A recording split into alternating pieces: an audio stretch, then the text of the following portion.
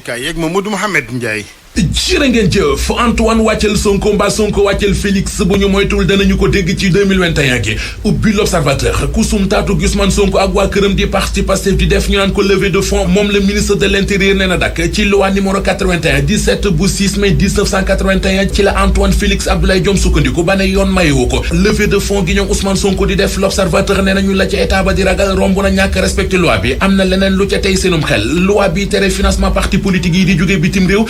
national mi ngi ñuy wax ana lan moo ko sabab Maurice Soudieck Dione di gëstukat ci wàllu politique mi ngi leeral ci xët mu njëkku yéenekaay bi ne li tax ba ñu teg fi texte yu ne mel moo di bañ borom doole yi nekk bitim réew dugg ci réew mi ni muy doxee ba ci bopp ak baat constitutionnaliste bii di Yaya Niang yokku ci ne ministre intérieur bu ci waxee rek def na li ko war ndax waree fa moo di fexe ba parti politique yi ci réew mi wàccu ak li loi bi wax la Sénégal nañu ndajaleem koppar gi ñoom Ousmane Sonko nekk Macky Sall dakkal na ko Macky freiné na Sonko noonee la ko yéenekaay bi bindee ci xët mu njëkk ba dolli ñu ci ne waa parti Pastef fa suñu yéenee jëfe li leen état bi sant nee nañu ñoo ngi toog di xaar état bi lu mu bëgg rek danañu ci dem ak moom ministre intérieur di Antoine Félix Diome Les Échos nee nañu xamle na ci communiqué ne nemmeeku tour gi waa parti Pastef di def bu ci laajum xaalis amee rek ci tas parti bi ci la ñu jëm Cheikh Bamba Dièye nii ci xët mu njëkku yéenekaay bi réew mi neex na trop fan la ñu jëm ak ñi Guy Marius Sagna faylu ko ne ñu président Macky Sall dafa war a xam ne ni muy doxalee du ni ne bu ko Abdoulaye Wade yónni woon ay corps de contrôle lu ci mel ne ay IC ak consort kon waxuma la président waaye ab chef de quartier sax du ko doon ci réew mi lëkkute nañu ñoom Sonko ay koppar la ñuy wut waaye coow la ñu ca jëleegum ministre de l'intérieur nee na bu ñu ko dakkalul ci tas parti bi la ñu jëm ndax loi bi mayewul financement parti politique yi di jóge bitim réew Biram Souleye Diop di administrateur bu parti Pastef mel ni ku naan ko ci xët mu njëkk journal bi waxi dof Biram ne bu dee am na parti bu ñu war a tas ci réew mi parti APR la téeméeri million ak ñaar fukk ak juróom yu teg téeméeri junni ak juróom benn fukk Vox Populi nee nañu waa Pastef nee nañ dajale nañu ko ci ay waxtu yu néew ci seen nemmeeku tuur bi enquête dina kay nañu xaalis boobee nag ministre intérieur teg na ci ay gëtam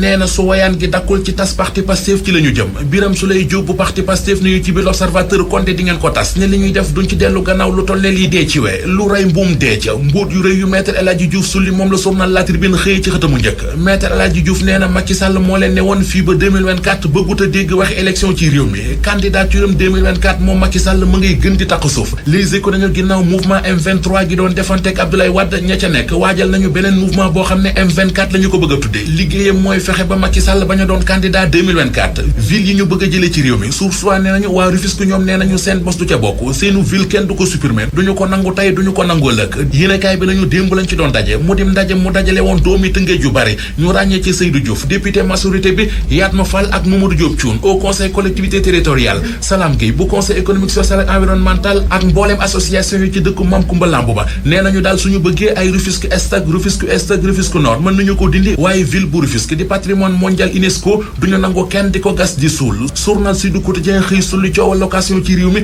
ba gis ci ak njublan gu rëy gu ci am ñaar fukki fan ak ñaar ci weeru janvier 2014 ci la ñu indi woon ci réew mi loi bi wàññi lu jaas bi juróom benn at boobu ak léegi journal bi gis ne tey la wàllu gën a aay njëgu location bi dafa sax gën a yokk courtier yeeg bailleurs yi dëkkee fitnaan locataires yi te nag ñu bari ci askan wi nee nañu lépp état bu Sénégal la ndax moom maye bopp bu nuppi rocciw làmmiñ Walf Quotidien mel ne ku naan ko ci dindi bëñ nag ci la jëm ne cadeau bi état bu Sénégal baaxe askan wi ci at mu bees mi dara ca baaxul diwlin gi ak njëgam ci yokku la jëm jéye yi tàmbali te nañu ci réew mi ubbi l'Observateur benn xale bu góor di apprenti chauffeur moom la ñu fekk ñu faat ko ci anam wu ñaaw ba sànni ko ci àllum gunjaan ba ca kees loolee ginnaaw lamb ju ñu fa organisé woon Source A nañu leneen li ci am sax moo di ci jamono ji ñuy tere ay ndaje ki dajaloo ndax coronavirus bi ci la ñu organisé woon lamb joojee ca commune bu Notto Diobass ba faat fa xale bu góor bii di Sonar Sène ci anam wu ñaaw kàddu yi ku tedd ki xalif général kulu murid Serigne Mountakha Bassirou Mbacké fàttali mbokk yëpp li leen war ne ak wàccoo ci digley kër docteur jëm ci wàllu geste barrières yi daan ci ànd ak porte-parole am Serigne Bassirou Mbacké moom Serigne Abdoul Khadre wàllu xibaar bokk na fi xalaatab dindi fi ville yi ci mel ni Ndakaaru Tëngéej ak yeneen waa Tëngéej jéglu démb ci comité bu nu taxawal ngir ñu ne yeggee kilifa yi ne àndunu ci dindi gi bu nu sañoon am daje dox seen digg ak njiitu réew mi président Sall wàllu xibaar bokk na ci it li nga xamante ne mooy mbébét tëkk waa Pastef di tour bu ñuy amal tournée nemiku ak lu jëm ci wàllu koppar yoo xamante ni seeni ñooñ ñoo ko yëkki ngir luy ñoŋal tournée boobe ministre intérieur génne bataaxal xamal leen ni lu ni mel yoon da koy tere ca la leen ca mën a fekk mun na ci bokk ak tasniel parti bi ca moo ne ci atum 2011 président Macky Sall mi njiitu réew mi tey ci ndajeek waa télévision Futur Média leeraloon ni diaspora bay ki financé ay activités am ci kaw présidentielle yi fi woon ci 2012 ci technique bi Abdoulaye Diop. Assane jërë ngeen jëf ci ànd beeg RFM ñu ngi Ndakaaru Médina rue 15 angle Corniche immeuble El Hadj Eli Mandour ñu tàmbalee xibaar yi ak kàddu yu ko tedd ki xalif général kulu murid Serigne Mountakha Bassirou Mbacké bokk na ci li mu yeggee mbokk yi démb lu jëm ci xeex beeg jàngoroy coronavirus bu sañoon ñëpp wàccoo ak digle yi kër docteur ci wàllu geste barrière yi di fàggandiku gi porte parole yoon wi la ñu ci àndal Serigne Bassirou Mbacké moom Serigne Abdoul Khadr ak soxna Mariama Diop. doomu aadama lu ko dal rek na xam ne moo ko teg boppam kon nag lii nga xam ne balaa la bu suñ borom wàcce ci kaw suuf suñ borom nee na lañ ci war ñun ñëpp mooy delluwaat ci suñ borom te jéggalu ko def tawassul ci moom. loola waraloon itam mu digaloon Cheikh Serigne Mamour Mbacké ibnu Cheikh Mahamadou Fadil wax ko mu sant bokk jullit yëpp ak bokk taalibe bi yëpp. képp koo xam ne mën nga ko nga wàcce ab kaamil alxuraan ngir def ko tawassul ak jéggalu tuub delloo ñëpp dellu seen borom. jàng xasaay di Serigne Touba yi itam ngir jàmm mën a wàcc ci réew mi wàcc ci àdduna si ndax xasida yi kat xam ngeen ne xëju ci dara kon ci ñu suñ borom dénk mbirum diine ji loolu moom tey kenn jiitoo ko ci am ñoo xam ne ñoom la dénk wàllu àdduna gi kon nag nee na mi ngi fàttaliwaat ñëpp ñi nga xam ne ñoom la suñ borom dénk wàllu xam-xamu docteur mooy ñi nga xam ne ñooy atibaaw yi di ñi nga xam ne ñooy fajkat yi di docteur yi Serigne bi li ñu santaane ci li nga xam ne wér digi la gis na ne kat ñëpp a ngi ci doon góorgóorlu waaye daa dem ba ñëpp jàpp ne jeex na ba tax ñëpp bàyyi di ko loola nag musiba rek la jur kon nag nee na mi ngi santaat taalibe bi yëpp ñu gën a góorgóorlu ci li nga xam ne ñoom santaan nañ ko ñoom ñi nga xam ne ñoom la suñu borom dénk loolu nit ñi gën a wattandiku ci lépp loo xam ne jàpp nañ ne mën naa tax jàngoro ji gën a tasaaroo. mu nekkoon kàddu yi Serigne Bassirou Mbacké moom Serigne Abdoul Khadr ci turu xalif général kulu murid Serigne Mountakha Bassirou Mbacké ñu des ak mbas mi ak yi njeexiteem ci askan wi bokk na ci ñu bari yu mu gàllankoor ci wàllu xëy bokk na ci ñoom acteurs culturels yi Sénégal moo waral it kilifa yi dale ko ci njiitu réew mi président Macky Sall yëkkati ndimbal teg seeni yoxo 2 milliards ak genn wàll fekkoon na booba ñett yeneen génnoon ñoom acteurs culturels yi ne bu nu sañoon duñ leen taxawal ab comité de pilotage ngir gestion ak delem koppar yooyee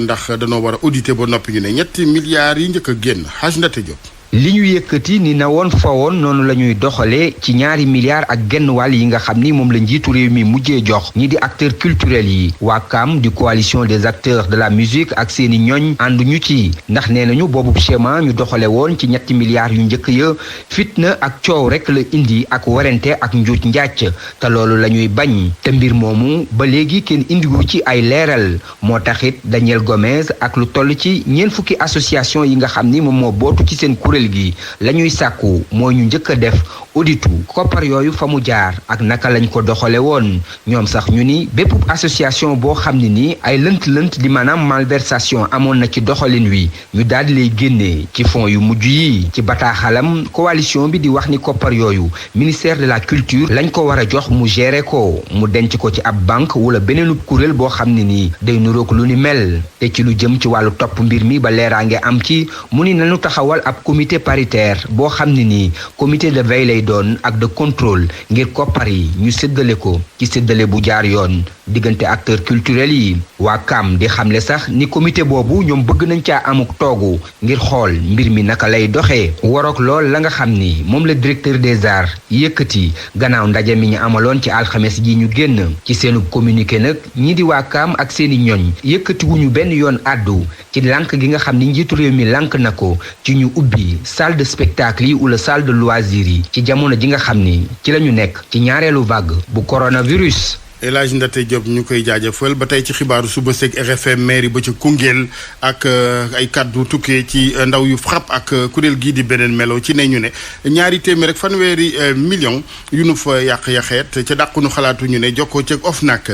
kilifay mairie ba bu Koungheul ne naam ay jafe-jafe nga fa waaye lu jëm ci jalgati koppar moom tuuma dara wéru ca leeral li Oumar Ndiaye. anam bi ñu yoree seen commune bi di Koungheul moom la ndaw yi bootu ci ab mouvement beneen melo ak waa FRAPP ñaani bambuk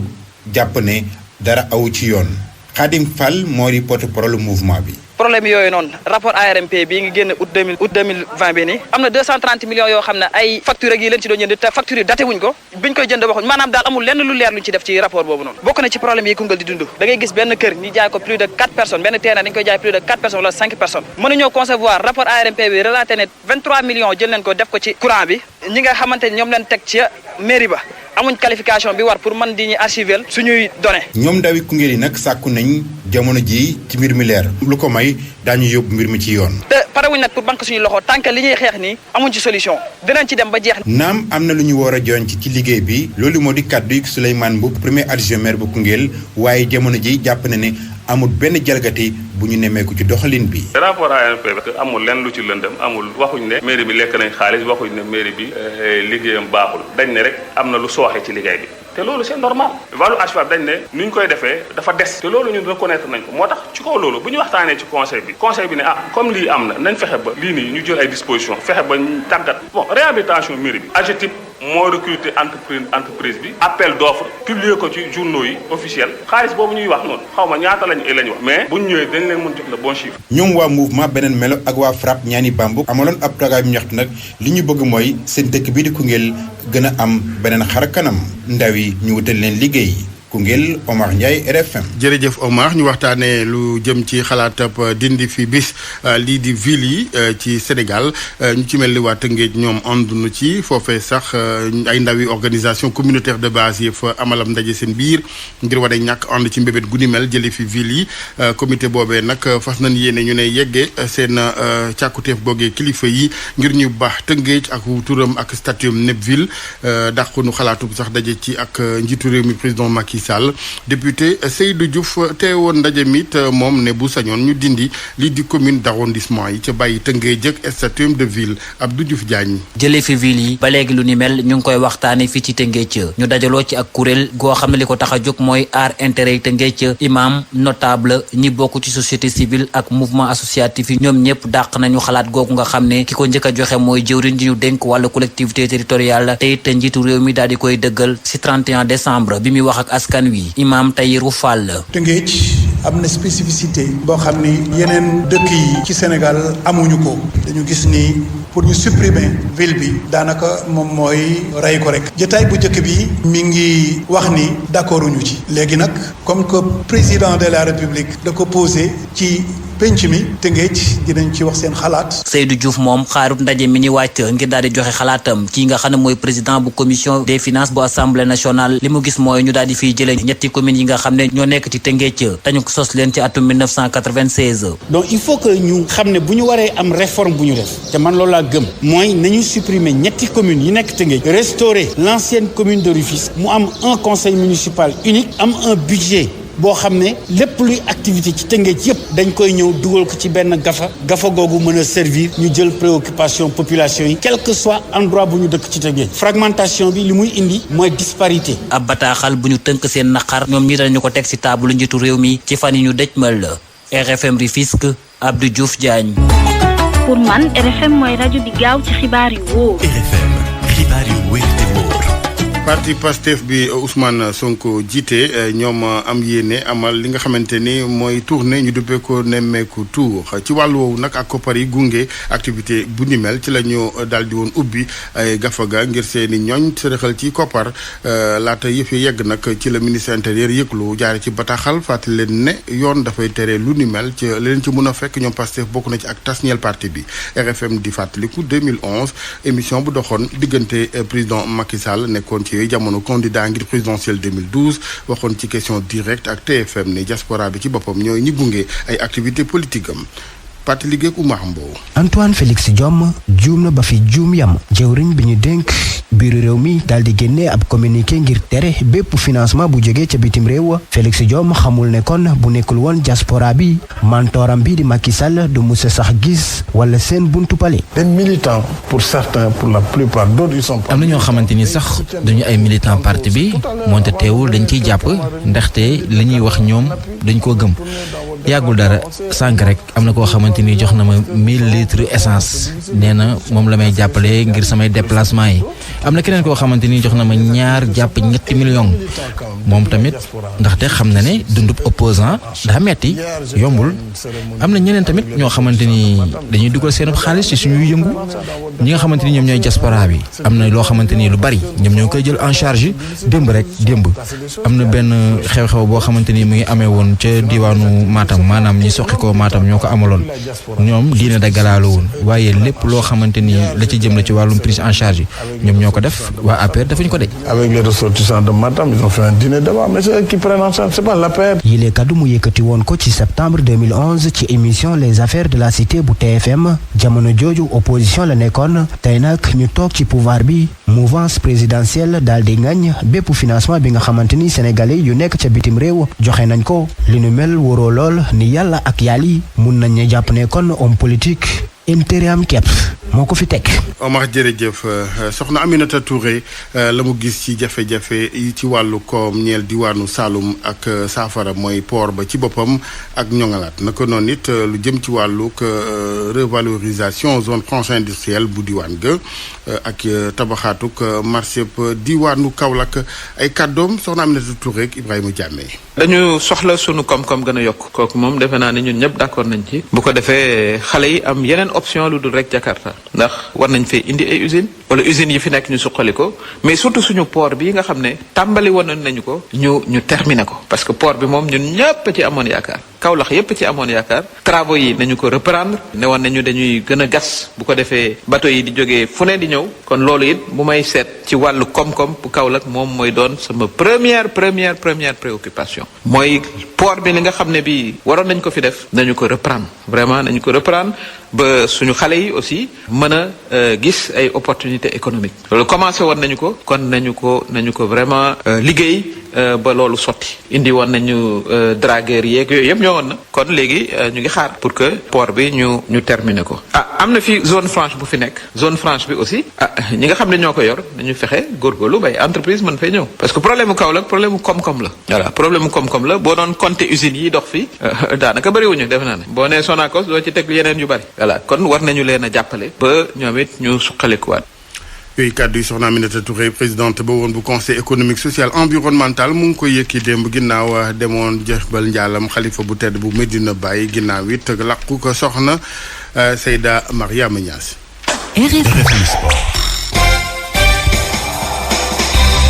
tàggat yaram Malal Junior Diagne maa ngi lay nuyu Malal. maa ngi la fay Alaji Assane. bismillah. nu door ak Ligue 1 Sénégal tàmbale nañu seen i jongante bés ni ci njeexitalu ay bés bi démb nag yeggale nañu ko ci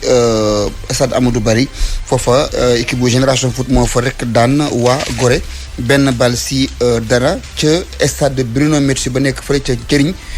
ca boori Mbour la Dakar Sacré-Cœur moo fa dem tëwoo ji ak waa stade de Mbour ya jongante na ba mu jeex waaye caax ya boyul genn yoon fi caax yi doon boy mooy ca Lougaloo Kër Mbargu ca stade Albouri Ndiaye foofa ne Njàmbur moo fa doon suwe ak équipe bu AS Pikine dañoo tëwoo ku ne am benn ci sa kañ morom ñoo fekki woon waa Louga ya di waa Pikine yi seen entraîneur di El Hadj Massamba Cissé rafetlu na poñ ba nu jëlee ci seen tukki googe ñu déglu ko.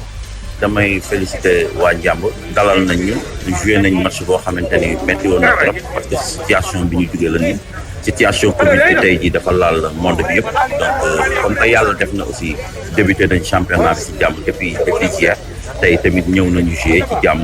mesure barrière yëpp nit ñi respecté nañ ko ñu joué ñu jëlee fi aussi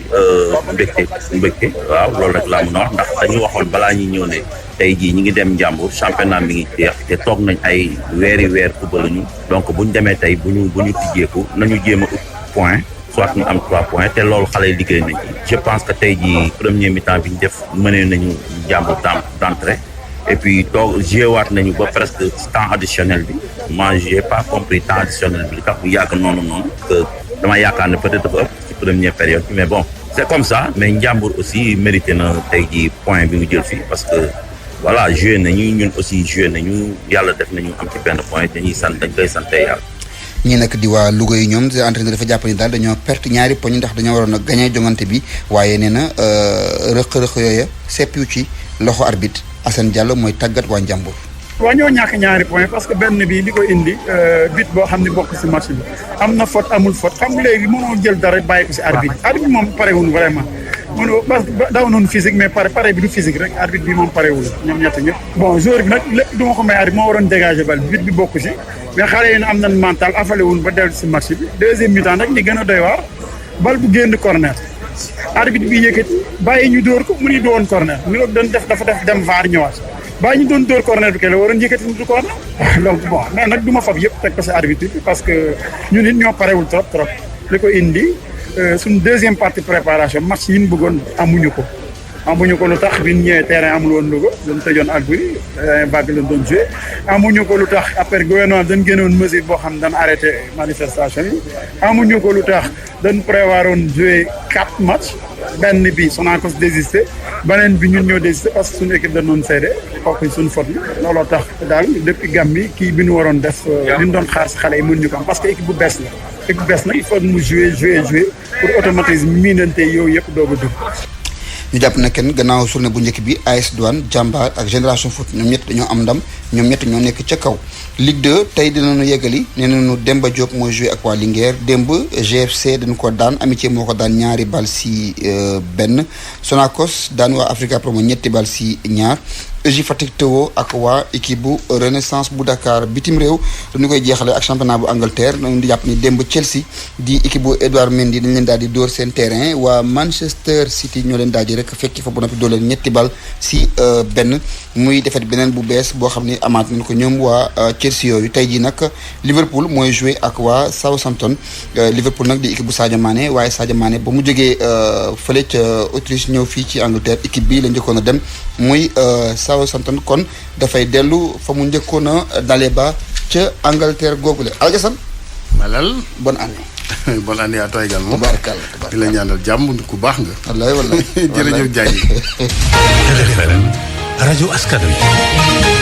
ñu egg chronique culture beeg Alaaji Ndate Diop. dal leen ak jàmm. royaume bu Moulomp nekk ci région bu Ziguinchor di yeesalaat ay banqaasam gannaaw ba ñu tegee ci sées bi kii di roi ba di maanaam buur bi di Sibile Sambou njeexitalu ko ay bés bi lañu amal lañu duppee Utendu Kay luy loolu ak lu mu wundu leeral yeeg Lamine Ba. ni ñu ko nemmeekoo ci république yi royaume bu Moulomp am na organe yi nga xam ne yor na ko ngir doxal société bi na mu waree ba tax na am na sax li nga xam ne ñoo ngi koy tuddee Utendu Kay genre assemblée nationale bi nga xam ne fa la ñuy nasak no ci ay décision Sibile Sambou di buur bi biñ ko toogalee bi léegi jóg na ngir gën ko dooleel ci wàllu woowu sax la amal ab cérémonie culturelle bu rëy week-end bi ñu génn jagleel ko Utendu Kay boobee Honoré Manga doom la ci royaume bu Moulomp. Utendu Kay dafa am signification bu rëy si ñun fii mooy assemblée fii la décision yëpp fii lañ koy jëlee fii la ñuy fii mooy justice en quelque sorte fii lañ koy defee moo tax bu mu toogee lu mu njëkk a def mooy génnee li nga xam ne mu commencé tàmbali ay waxtaan yooyu dafa boole ñëpp ñi nga xam ne famille bu nekk Moulomp bokk na ci waxtaan boobu. li jiitu li nga xam ne santoon nañ ko Utendu Kay bi mooy fexe ba li nga xam ne boo di njënd ak njaay mi prix yëpp bokk mu bañ a am ñi nga xam ne ñoo gën a seer la ñeneen ñi mu nekk li nga xam ne roi bi kontaan na ci bu baax a baax ba tax na mu amal célébration boobu lee lu ñuy dundee fii yëpp ku nekk bu ñëwee jaay day jaay ak li nga xam ne prix am mu gis ne loolu jaadu yoon te am lu mu bëgg mooy population moom yi dund bu sell dund bu baax nekk mu mun a am lu mu nar a am moo tax mu organiser institution yooyu ñu def ay réunion kuréel yooyu ñu toog waxtaan ba génnee tey lii. pour bii di Sibile Sambou nag fas naa yéene ne wéyal liggéey bi nga xam ne moo ngi koy def mu jëm ci wàllu yokk doole institution yi nga xam ne ñoo ngi bokk ci royaume bi. fexe ba dimaat ñu bind ko ci patrimoine historique classé bu réewum Sénégal loolu di càkkute fukk ay ressortissants yu fekk baax ci boobu localité nekk ca Podor ci diggante Mauritanie ak réewum Sénégal ci ab communiqué ñoom ñooñu di xamle ni patrimoine Toulde Dimat nekk na tund woo xam ne nii ay kilifa yu mag ci wàlluk diine ci wàlluk politique fekk baax foofa ca Fuuta Tooro ràññee nañ leen fa bu baax a baax te loolu sax war na tax ñu gën a xam boobu diwaan ñuy fàttali ni ca Dimat ca la Elimaan Boubacar Kane Cerno Jaabira ak Alaaji Umar Fuutiyu Taal daal di daje woon mu nekk ñetti kilifa yu ràññeeku lool ci wàlluk diine jageen jëf ci déglu bi fii la ñu yem di daje ëllëg. Universal Pousse. Electronic Corp ak seen gamme bii di Beko. ak seen savon